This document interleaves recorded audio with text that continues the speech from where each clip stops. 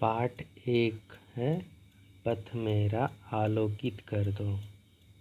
तो चलो अब इस कविता को पढ़ते हैं। पथ मेरा आलोकित कर दो, नवल प्रात की नवल रश्मियों से मेरे उर का तम हर दो।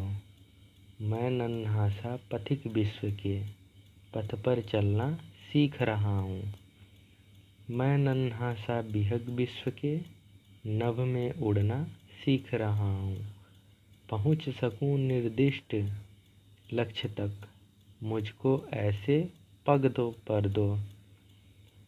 पाया जग से जितना अब तक और अभी जितना मैं पाऊँ। मनोकामना है यह मेरी, उससे कहीं अधिक दे जाऊँ। धरती को ही स्वर्ग बनाने का मुझको मंगलमय वर दो।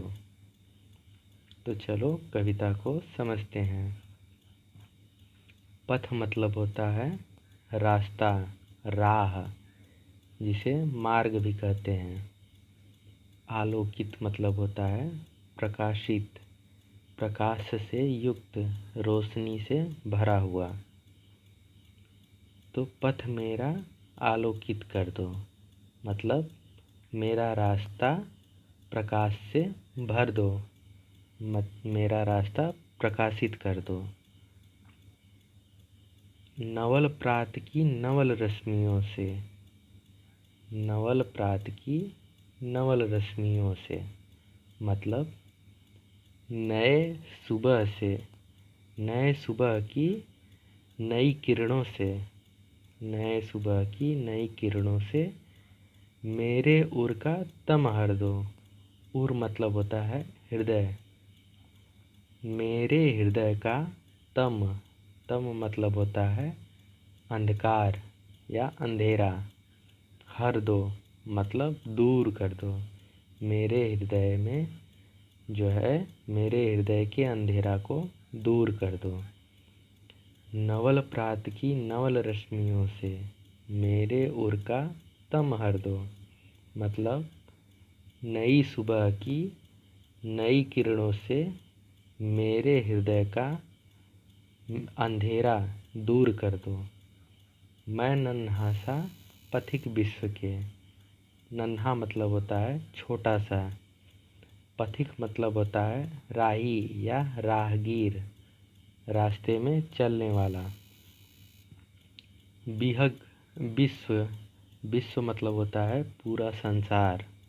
मैं नन्हा सा पथिक विश्व के, मैं नन्हा मतलब छोटा, मैं छोटा सा राहगीर हूँ इस संसार के, इस संसार के पथ पर चलना सीख रहा हूँ मतलब रास्ते पर अभी चलना सीख रहा हूँ।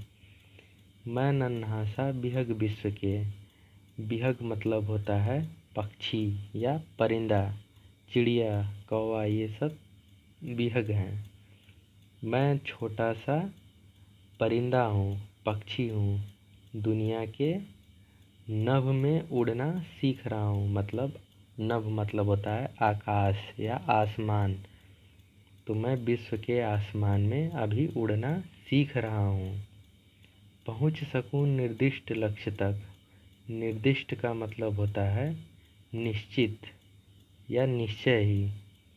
तो मैं पहुँच सकूँ, मैं अपने लक्ष्य तक निश्चित ही पहुँच सकूँ। मुझको ऐसे पग दो पर दो, पग मतलब होता है पाँव, पर मतलब होता है पंख।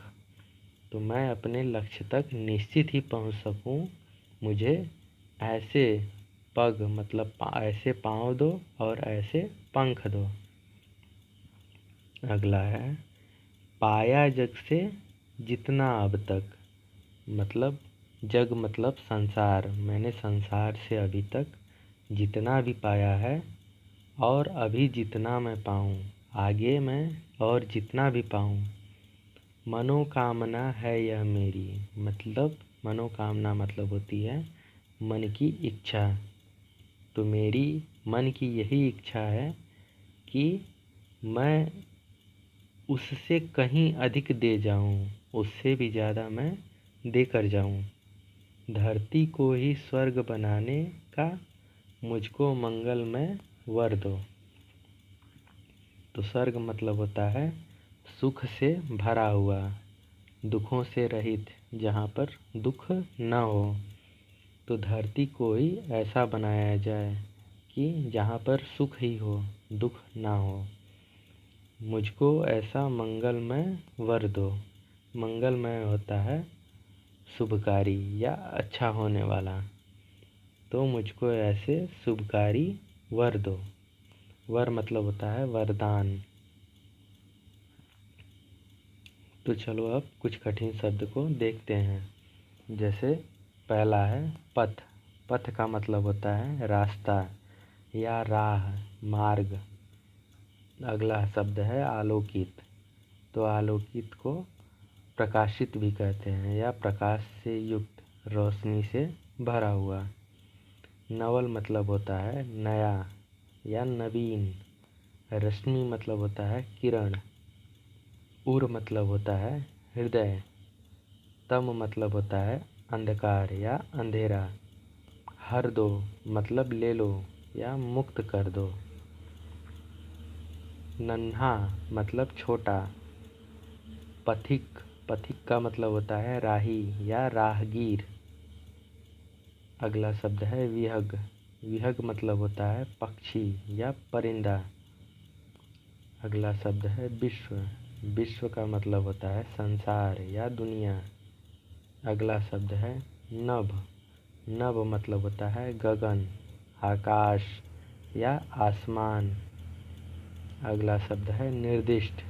निर्दिष्ट का मतलब होता है निश्चित या निश्चय ही। अगला शब्द है लक्ष्य। लक्ष्य का मतलब होता है मंजिल या शिखर, उद्देश्य जिसको बोलते हैं। अगला शब्द है पाँव, जिसे पैर भी कहते हैं। अगला शब्द है पर। पर का मतलब होता है पंख। अगला शब्द है मनोकामना। मनोकामना मतलब मन की इच्छा या लालसा। अगला शब्द है स्वर्ग। स्वर्ग का मतलब होता है दुखों से रहित, सुख से भरा हुआ। अगला शब्द है मंगलमय। मंगलमय का मतलब होता है शुभकारी या अच्छा होने वाला। अगला शब्द है वर। वर जिसे वरदान भी कहते हैं। तो चलो भाव बोध को देखते हैं। जैसे पहला है उत्तर दो। तो इसमें पहला है कवि किसको आलोकित करने की प्रार्थना कर रहा है। तो कवि हमारे पथ को आलोकित करने की प्रार्थना कर रहे हैं। अगला है नन्हा पथिक क्या सीख रहा है। तो नन्हा पथिक पथ पर चलना सीख रहा है, नभ में उड़ना सीख रहा है और लक्ष्य तक पहुंचने के लिए सब कुछ उड़ना और चलना सीख रहा है। अगला है यह पथिक पग और पर दोनों क्यों मांग रहा है। तो यह पथिक पग चलने के लिए और पर उड़ने के लिए मांग रहा है।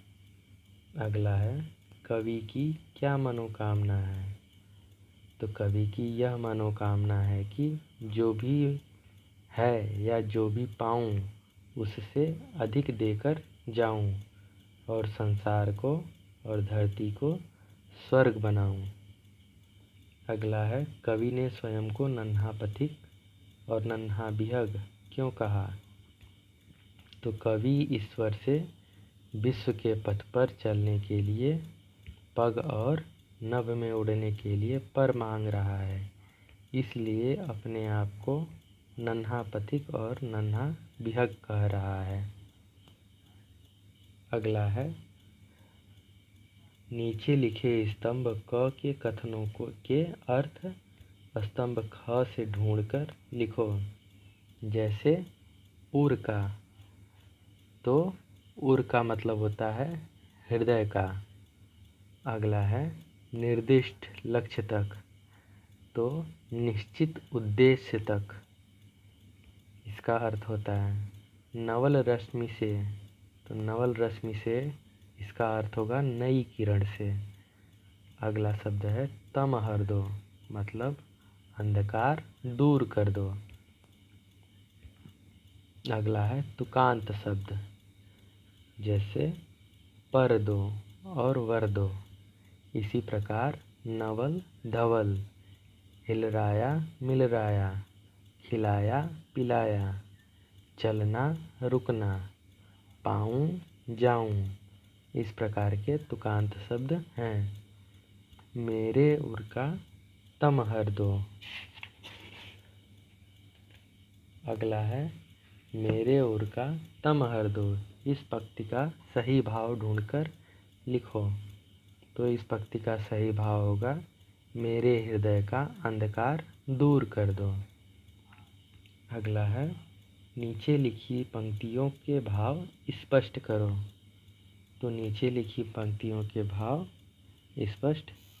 क है पहुँच सकूं निर्दिष्ट लक्ष्य तक, मुझको ऐसे पग दो पर दो।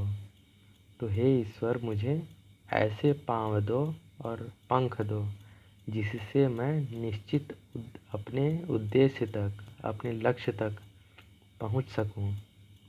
अगला है धरती को ही स्वर्ग बनाने का मुझको मंगलमय वर दो। हे ईश्वर, मुझे ऐसा मंगलमय शुभकारी वरदान दो जिससे मैं धरती को ही स्वर्ग सुखों से भरा हुआ बना सकूं। अब अगला है वाक्यांशों के लिए एक शब्द लिखो। जैसे पहला है दूसरों का उपकार करने वाला। तो दूसरों का उपकार करने वाले को परोपकारी कहते हैं। परोपकारी का अर्थ होता है पर मतलब दूसरा या दूसरे, और उपकारी मतलब उपकार करने वाला, दूसरों का उपकार करने वाला। अगला शब्द है रास्ते पर चलने वाला। तो रास्ते पर चलने वाले को राही कहते हैं। अगला है दोपहर का समय। तो दोपहर के समय को मध्याह्न बोलते हैं, जो मध्य में होता है। सुबह और शाम के मध्य जो होता है उसे मध्याह्न बोलते हैं। अगला शब्द है मन की कामना। तो मन की कामना को एक शब्द में मनोकामना बोलते हैं। और इस पाठ को लिखा है द्वारिका प्रसाद माहेश्वरी जी ने।